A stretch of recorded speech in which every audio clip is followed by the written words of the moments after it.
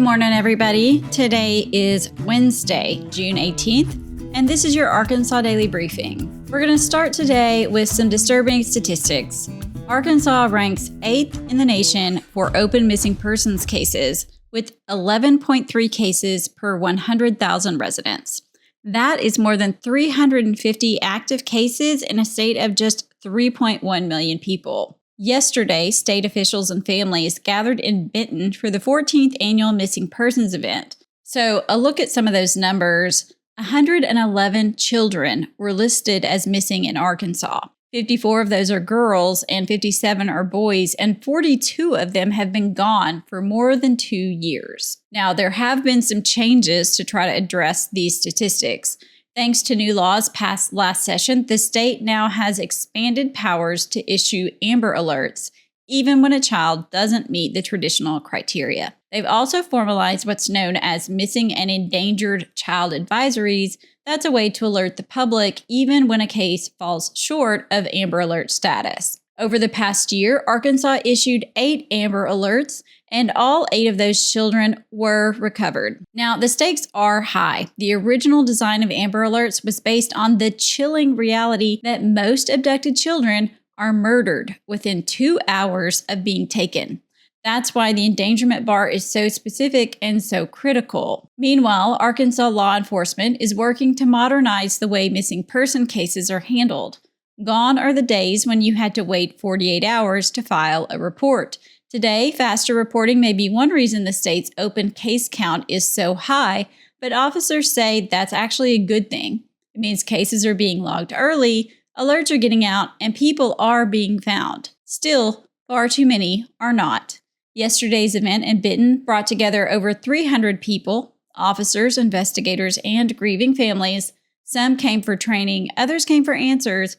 All came to be reminded that these people have not been forgotten, and Arkansas still has work to do. All right, moving over to politics. A longtime Arkansas educator is throwing her hat in the ring for what is becoming a crowded state Senate race.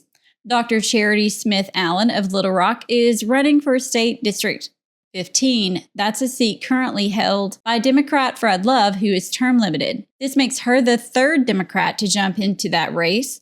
Also in the race is sitting State Representative Tara Shepard and Sharonda Love, who is the sitting senator's wife and a former state health commissioner. Smith Allen brings a long resume in education. She's worked as a public school teacher, a principal, and a top official at the State Department of Education. She currently leads the education division at Philander Smith University and consults on school performance statewide. The Democratic primary for District 15 is set for March 3rd, 2026, and with 3 high-profile candidates already in, this one is shaping up to be pretty interesting. Let's move over to some education news. The state's school voucher system just got a big cash infusion. On Tuesday, lawmakers approved another $90 million for the Education Freedom Account program, bringing total funding for next school year to nearly $280 million.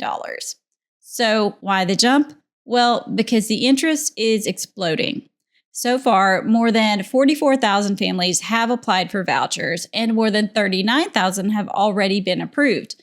Now, if you'll remember, this is the first year that the program is open to all students in Arkansas. Of the approved applications, 28,000 students are heading to private schools, and more than 16,000 are planning to homeschool. Each voucher covers up to $6,864 per student, and a little bit more for students with special education needs.